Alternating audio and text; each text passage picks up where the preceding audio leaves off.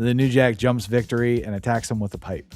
Then a group of white men handcuff and kidnap New Jack. With mullets who identify themselves as security. They were telling them, stop resisting. But I saw the mullets and I was like, uh-oh. They called Tommy Dreamer a pile of shit, who one day came to him and said, my father's a crackhead, my mother's a whore, and I need someone to be my daddy.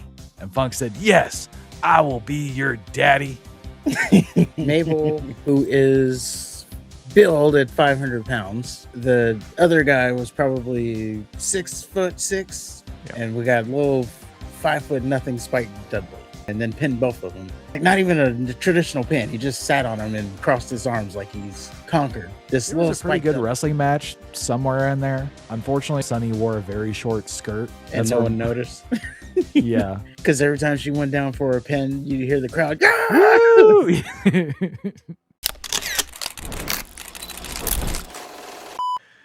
Well, moving on, we have a wrestling rewind. And this week is ECW's November to Remember 1998. We're in Nolens, Louisiana. Get a cold open in a parking lot. Some dweeb is running to catch up to a car. Turns out that it's Jack Victory and some dude named Lance. The dweeb wants to talk about what Victory did to New Jack.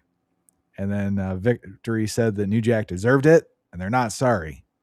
He's like, who is this guy? The New Jack jumps Victory and attacks him with a pipe. Then a group of white men handcuff and kidnap New Jack. With mullets. With mullets. Who identify themselves as security, but... Is that what they were supposed to be? I think so. Okay. Because they were handcuffing him and they were telling him, stop resisting. I just thought it was a bunch of white dudes. I don't know, but I saw the mullets and I was like, uh-oh. Yeah. It's worth noting that Victory's friend ran away as soon as New Jack arrived. Have we seen this guy wrestle Victory? I think he was supposed to wrestle the last pay-per-view, but he was hurt or something. Well, from what I gather, he was involved in the jumping of New Jack last pay-per-view, but... Oh, that's right, yeah. I don't know if we've even seen him wrestle. Like, honestly, that was the first time I thought I've seen him. He kind of looks like a retarded Sandman. Yeah, definitely see that. Well, then it cuts to Joey Styles in the ring. He opens up the show, goes over the card, and then Terry Funk shows up, like all the way in the back of the stands wearing a mortarboard. He makes his way to the ring, says he's a legend and the professor of Funk You. And he says that he can also say whatever he wants to Joey Styles because he's very knowledgeable and antisocial behavior. And Styles is like, well, golly, mister, you're Terry Funk. You can do whatever you'd like. And he's all excited, smiling like a little kid. He's looking at his hero. And then Funk snatches the mic from him and calls him an asshole. He's pissed because he didn't get invited to the pay-per-view. And he says, Funk, everybody. Then he called Tommy Dreamer a pile of shit, who one day came to him and said, my father's a crackhead, my mother's a whore, and I need someone to be my daddy. And Funk said, yes, I will be your daddy.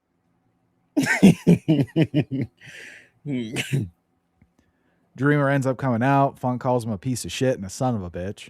Then they both say they love each other. And Dreamer mentions that Funk wanted a later schedule, so that's why he wasn't invited. And Funk said he ought to slap Dreamer like he slaps his daughters and his wife. Definitely would go over well in 2026. I ought to slap you like I slap my daughters.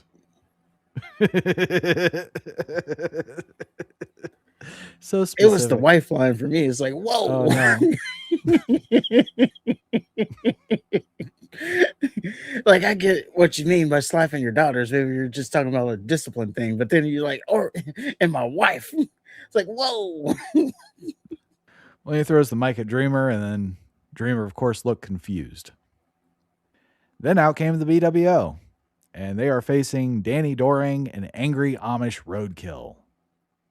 And it didn't take long for Terry Funk to come out, and he sat in the timer keepers area while talking shit to a cameraman he brought out. And during the actual match, there's a spot where Roadkill splashes Doring by mistake, and then they start arguing. And then Funk eventually gets on the apron, tries to give Blue Meanie pointers, then starts slapping the shit out of him.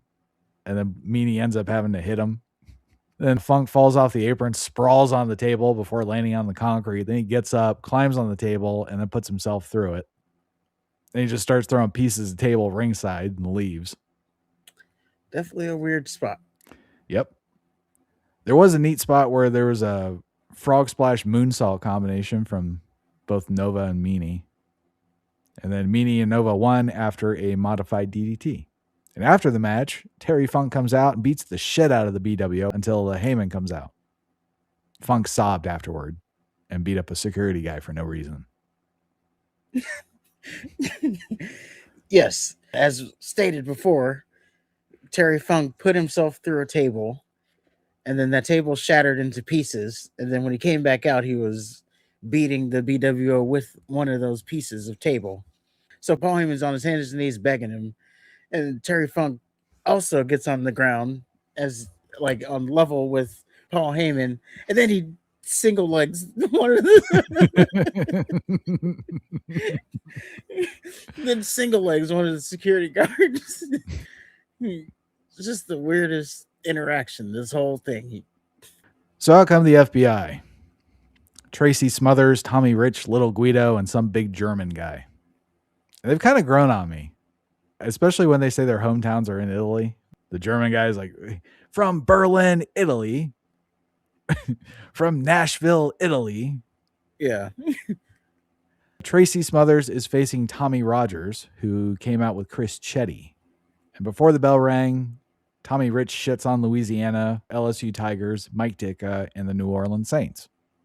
Tommy Rogers gets on the mic just to say everyone's not really Italian, and then it's good to be in New Orleans. It's good use of mic time. So the FBI cheat heavily throughout the match. Chetty and the German guy brawled to the back. Rogers took a shit ton of offense, kept kicking out. Rogers wins after an unprettier. What do you call it? Tommy knocker, Tommy gun, something like that. I don't know, but Joey Styles kept talking about how that's one of the most duplicated moves in wrestling. So Christian would be one. I don't know who else. And I don't know if Christian was using that at that. Well, maybe he was. He was using it when he was with the Brood, this man Christian, but I don't know if he was a thing back then yet. What are we in? 98? 98, yeah. Oh, maybe he is. Yeah, the people's elbow is a thing. Yeah, then he definitely is then. Blue Meanie did a people's leg drop or whatever the fuck it was. Yeah, he did that, and I think one of the FBI guys did some kind of version of it too. They did the Paisano elbow. That's a move that they've been doing. Oh. I feel like the chin flicks is like a Tourette's tick for Tracy Smothers. Because he does it every 10 seconds? Every fucking 10 seconds. Like you get up, chin flick. It's their thing. That's what they got to do, I guess. Can you imagine him just being at the airport or something? Chin flick. After the match, FBI tease splitting up just to get Rogers' guard down, and they start kicking his ass. Then Chetty comes back out, takes everyone out. Then he pins Tommy Rich for some reason. And then the German guy comes back with Mabel. Tommy Rogers and Chris Chetty get their asses kicked. Mabel and the German guy go to put Chetty through a table, and then Spike Dudley comes out, and he ends up kicking both Mabel and the German guy's asses single-handedly. Yes. Mabel, who is billed at 500 pounds. Maybe he's not that, but that's what they say, 500 pounds. I would believe it if he was.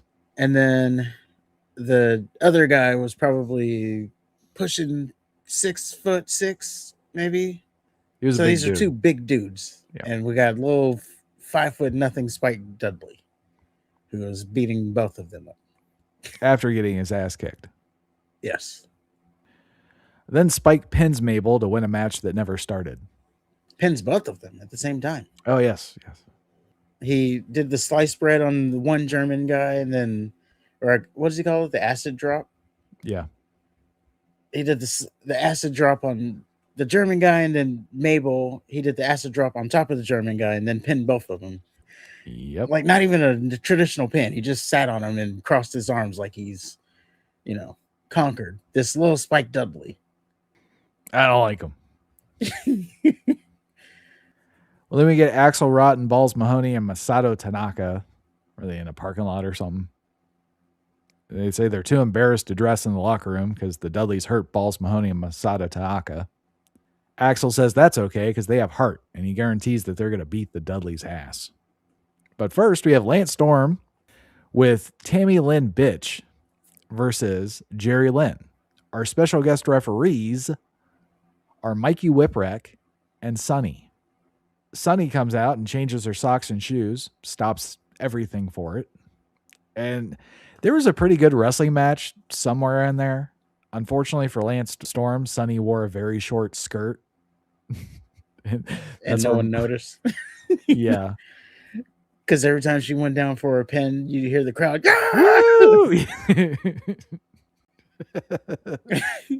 Virgins. I guess there was a couple moments where Mikey Whipwreck pulled up her skirt and we would get a Mikey Whipwreck chant. So yeah, this was a pretty good match that was very overshadowed by yes, Sunny's ass. Yes. And she started it off by flashing the crowd. So. Yeah. Like they were going at such a fast pace. I don't know if she could have kept up anyway. Well, she was blatantly biased against Storm, doing slow counts and talking shit to him when he was in submission holds. There were nice moments when Sunny would, dive, her skirt would fly back, revealing her supple little ass. Storm hit a monster belly-to-back superplex, and they both were out for a while. Then it got dumb. Well, dumber.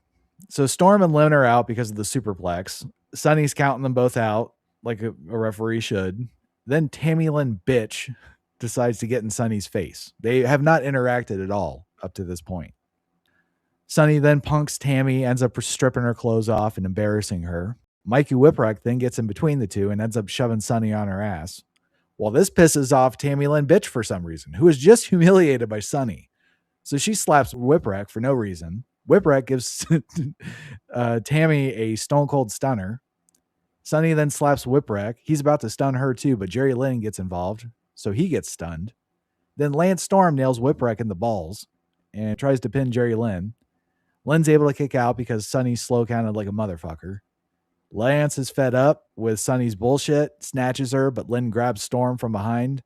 Sunny ends up giving him a stunner. So then Whipwreck recovers, stuns Sunny, who took it really weird. Yeah, she got her arm instead of her neck. So he grabbed her under the arm instead of the Is that what it was? It looked like she turned and it was almost like a neck breaker. Yeah, her arm was stuck. Okay. Then Lynn hooks Storm in a small package. Whipwreck reverses the small package for some reason. So Storm is pinning Lynn, and then Whipwreck does a fast count. Now, me personally, I wouldn't have helped the guy win who just punched me in the dick. Well, you see, he never knew. He thought it was Sunny. That's what they explained on commentary, or what Joey Styles explained. He never turned around, and then he saw the skirt from Tammy Bitch. So he assumed that it was Sunny who low-blowed him. So then he gave her the stunner and then helped Lance win. I will say, I think Dawn Marie is the best-looking girl on ECW so far. Is that how that was? Yeah. I didn't really notice her face. I didn't notice her face. I see. We get Terry Funk backstage. He says something that gives him an excuse to give Styles the finger. And then he apologizes for making an ass out of himself, and he's leaving forever. Then Styles sounded like a defeated old man. I'm going home. Yeah, and Styles is like, Terry Funk's leaving ECW forever, but he wasn't even supposed to be here tonight. Styles takes the time to reiterate that he despises the Dudleys, but he doesn't give Mahoney and Axl Rotten a chance because of the injuries that they've suffered. Then we get a Tommy Dreamer Just Incredible hype video. Credible attacked Mikey Whipwreck's injured leg. Then he fought Tommy Dreamer. Then he beat the shit out of Sandman with a Singapore cane. Then he beat the shit out of Dreamer with a Singapore cane. And I guess it was supposed to illustrate how things got so out of hand between Dreamer and Credible, but I don't know how.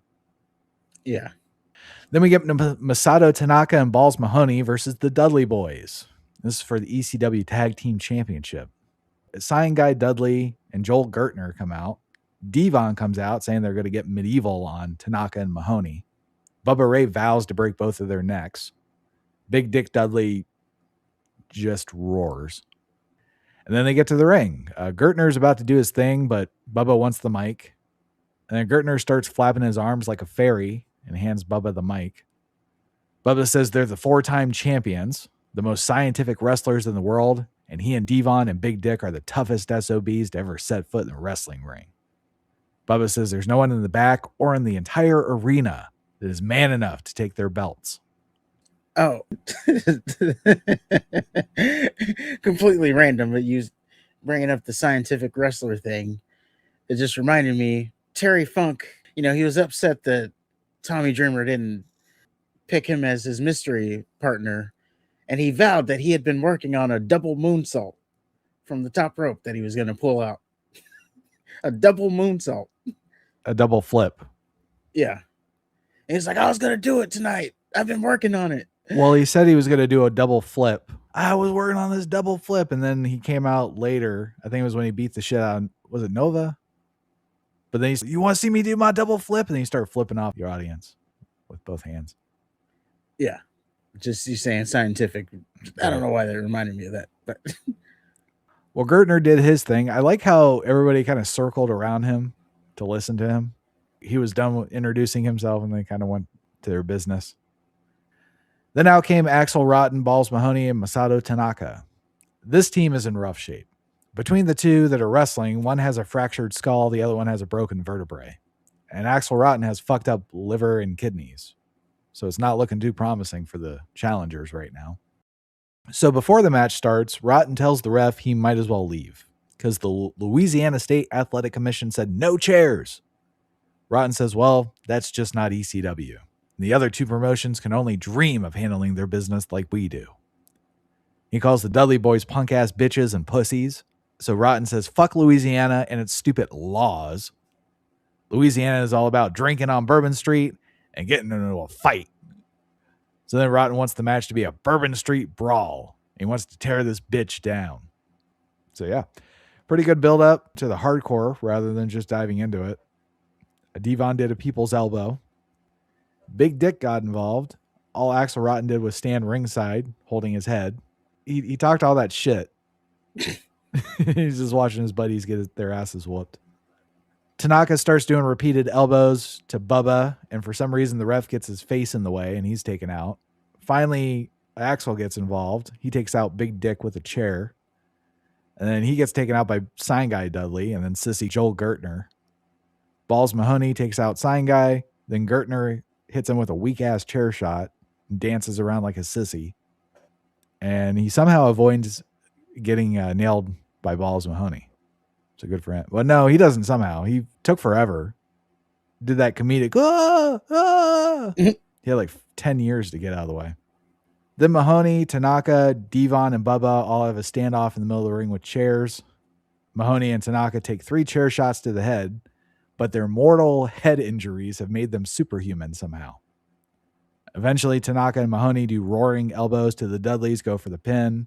Then another ref comes out, but he says he tore his rotator cuff on the 3 count. So then the original ref comes too, but the second ref shoves him to the ground again, so he's out again. Tanaka starts screaming at the ref, who screams, "What the fuck are you saying?" And he pulls out a Japanese to English translating book. Couldn't do that today. You sure couldn't. Axel Rotten takes out the second ref with a chair. Looks like Tanaka and Mahoney have the Dudleys right where they want them, but Big Dick gets Mahoney out of the ring, and the Dudleys hit Tanaka with a 3D. But remember, their head injuries have made them superhuman, so Tanaka kicks out. Dudleys get pissed and start slapping each other. Tanaka and Mahoney come in with monster chair shots. Dudleys survive that. Tanaka and Mahoney each stack up some chairs. Tanaka hits a tornado DDT on his. Mahoney hits his move, the Nutcracker Sweet. And then the Dudleys kick out of that too. Then the Dudleys do dual nut shots, set up a couple tables. Devon didn't even clear his off. He grabbed his wires and shit.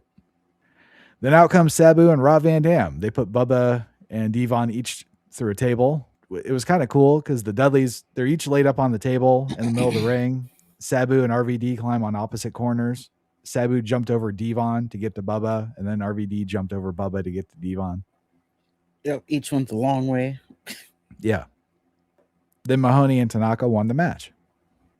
And we have new champions. We do. I do like, though, when Tanaka kicked out of the 3D, and that pretty much almost broke up the team. They were arguing. Bubba was like, "You didn't pick him up right." And then Devon was like, "You didn't drop him right." Well, I thought it was interesting that Big Dick Dudley can fucking talk, because he was handcuffed to the ring post. He's like, "Get me the fuck off of here. Where's the key?" Yeah, finally says words. It took being handcuffed. I like to think he broke character. He was just still going to be grunting. Let me get a Shane Douglas promo. He talked about how his team's better than Taz, RVD, and Sabu's team because they're actually friends. Shane says Taz only cares about himself and would stab RVD and Sabu in the back in a heartbeat. Francine turned around with the ECW title covering her bare chest. And then we got a hype video. The women were such objects back in the ECW. I like it. They know what the crowd wants. Although I think Francine looked rough. She's too thin, if I'm being honest. Yeah. Like, she's that anorexic thin. We have Justin Credible and Jack Victory versus Tommy Dreamer and a mystery opponent. Credible and Victory come out with a posse. It's Nicole Bass, She-Male. That's Styles' words, not mine. Although they would be mine if Styles didn't say it. Chastity, Raven's sister. Then we have Jason, Eurotrash. And then Mr. Wright, some dude who got lost on his way to the country club. Victory is all bandaged up from getting his ass kicked by New Jack earlier. So it turns out the Dreamer's opponent is none other than Jake the Snake Roberts. Jake's choice of wrestling attire was interesting. It was a white and blue striped soccer shirt, sweatpants, and looked like untied boots. Very sloppy. Of course, Dreamer had to do most of the work while Jake stood on the apron and got easily provoked by Credible's friends. So Credible's friends could interfere early and often. Dreamer hit Credible with a superplex in his own corner. Victory literally just stood and let it happen. Raven's sister tried to help Credible, and Roberts stomped her with a hot tag, starts running wild. And then Roberts and Dreamer hit short arm clotheslines to Credible and Victory, and they each signal for the DDT. And out comes some bald dude and one-man gang. And they beat the shit out of Dreamer and Roberts. Roberts and Dreamer each receive mini tsunamis from one-man gang, and there's nothing they can do from here. They're at the mercy of Justin Credible and his misfits. Dreamer and Roberts are going to be lucky if they don't end up going to the hospital. It's over for the good guys. But then rap music begins to play. Out comes New Jack and Kronos, the Gangstonators. All hell breaks loose. Kronos gets hit with a mini tsunami from one-man gang. New Jack comes off the top rope with a chair, cracks him in the head with it. Then Dreamer hits a giant frog splash. Credible kicks out, and the rap music stops. It's like Dreamer killed it. And I guess everyone who's not in the match just goes away. So Dreamer hits Credible with the Death Valley driver. Mr. Wright literally flips in the ring, gets leveled by Roberts. Raven's sister creeps up behind Roberts, nails him in the balls. Dreamer snatches Raven's sister, gives her a pile driver.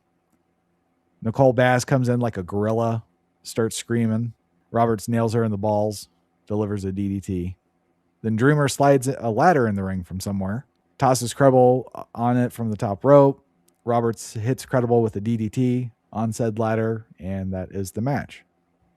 Afterwards, Terry Funk comes back out. He's pissed that Dreamer picked Roberts over him. Funk starts shoving Dreamer. Dreamer says he'll turn his back on Funk, but he'll never hit him. Then he turns around. Funk's like, okay. And he starts beating Dreamer's ass. Funk throws Dreamer into the ring and back out again. He starts arguing with fans. Styles pleads that they cut to something else. It was very awkward, that beating. Because it just went on for so long. It did. I think it was kind of interesting how security came out for Nova, but nobody came out for Tommy Dreamer. Yeah. And he didn't want to fight either. He did not. But yeah. Heyman didn't come back out. Let him fend for himself, essentially. Well, you have Rob Van Dam backstage. That's what we cut to. He said he can't wait to kick Candido, Bam Bam, and Shane Douglas's ass. He's going to carry the team tonight. And then it cuts to Taz, where he admits he's using RVD and Sabu to get to Shane Douglas. So we get our main event. Shane Douglas, Chris Candido, and Bam Bam Bigelow versus Taz, RVD, and Sabu. Before the match, Douglas gets on the mic. He says Taz is no world champion. He's a bitch, a pussy, and a punk. RVD is just a Shane Douglas wannabe. And Sabu ain't shit. He doesn't even have a belt. There's no new triple threat. They are the triple threat. So Sabu and RVD come out. Dudley's jump them immediately. Then Taz makes his lights out entrance. Then suplexes everybody. So to start the match, Douglas and Candido brawled with Sabu and RVD in the ring while Bam Bam and Taz fought on the floor. Eventually, Taz is able to get in the ring. Douglas kicks him in the face and starts choking him, screaming, "Fuck you, Taz! Fuck you!" So Sabu was the target because of his neck brace. Douglas tried to avoid Taz the entire time. And finally, they lock up. Taz ended up getting him in the kata hajime. Sabu comes off the top rope with an Arabian facebuster to Taz, steals the pin, and then Taz and Sabu got into it after that. They ended up tussling. And Taz was more upset that he didn't make Shane Douglas tap than the fact that Sabu jumped on him with a chair. Like, he didn't seem to care about that part. This was kind of a weird pay-per-view. It was, yeah. For me, oddly, the Lance Storm and Jerry Lynn match was the best. Yeah, I'd say so. But I guess it's just what ECW is. It's just craziness. It's overbooked, like, a lot. Oh, this person runs out, and then this person runs out. And then rap music starts playing. Like, do we need all that? What gets me is when the interference doesn't even do anything for the match. Like, if you're going to interfere, at least have it, affect the outcome of the match. Don't just have it be an intermission. Yeah, it doesn't do anything, and then they just leave. Yeah. Like, what the fuck was that? I guess this just makes it more extreme that, there's all these run-ins and shit. Well, on the November 13th episode of Hardcore TV, Taz confronted Sabu for stealing the win from him at November to Remember. Then Shane Douglas came out to provoke Taz into attacking an injured Sabu and offered him a spot in Triple Threat in place of a departed Bam Bam Bigelow, who left for WCW. Taz pretended to be Douglas's ally until he laid down in a match and put Sabu on top of him for the FTW Heavyweight Championship. And at Guilty as Charged, Taz finally faced Douglas for the World Heavyweight Championship. Justin Credible and Tommy Dreamer continued their feud after November to Remember. Credible would face Dreamer in a Stairway to Hell match at Guilty as Charged. I don't even know what that is. I've heard it before. I just couldn't tell you what it was, though. Also on the December 13th episode of Hardcore TV, Dudley Boys defeated Masato Tanaka and Balls Mahoney in a rematch to regain their World Tag Team Championship belts. 5 times. But yeah, our next ECW pay-per-view is Guilty as Charged 1999. We're in Kissimmee, Florida. Main event is Taz versus Shane Douglas for the ECW World title. We've been building up for that. But before that, we have WCW Starrcade 1999. This is our 17th annual Starrcade event. It took place in the MCI Center, Washington, D.C. The main event was Bret Hart and Goldberg for the WCW World Heavyweight Championship. After Hart won the title at Mayhem, Goldberg challenged Hart to a match for the title. Other matches included Medusa versus Evan Courageous for the Cruiserweight title. Aww. We have Ming. Yeah, I know. We have Ming versus Norman Smiley for the Hardcore title. Oh. Jeff Jarrett versus Goldust in a bunkhouse brawl. We have Diamond Dallas Page versus David Flair in a crowbar on a pole match. I would say we finally got one, but I think they did. Well, we didn't see it. I guess they did it on a Nitro, but they did like what was it? Some kind of key. The right to. Someone was locked in a cage and they had to get the key on a pole. Oh, that was Tori Wilson. She was in the stripper cage. The right for Tori Wilson. Yeah. Because, winning a match gets you the rights to her. Well, years before that, Bash at the Beach, Big Boss Man and John Tenta, they had the silver dollar on a pole match. Oh, yeah, I remember. Because, they were both big guys. And it's like, well, how are they going to get it? Yeah. There was a ladder match between Chris Benoit and Jeff Jarrett for the United States Heavyweight Championship. And then we had a powerbomb match between Psycho Sid and Kevin Nash. And then we have Sting versus Lex Luger. Best friends turned mortal enemies. Yeah. And that is our Wrestling Rewind. We will see how Vince Russo treats another WCW pay-per-view. I'm sure it's going to go a million miles an hour, just like the rest. Lots of backstage segments. Yeah. I do appreciate the continuing narrative backstage, though. It's not just a show. Like, there's something going on. Yeah, there's a lot of stuff going on. True. But again, that whole thing about Lex Luger getting hit with a baseball bat in the throat, only for him to have to wear a neck brace, which prevented Ming from using his finisher. So I have to call out the genius of that.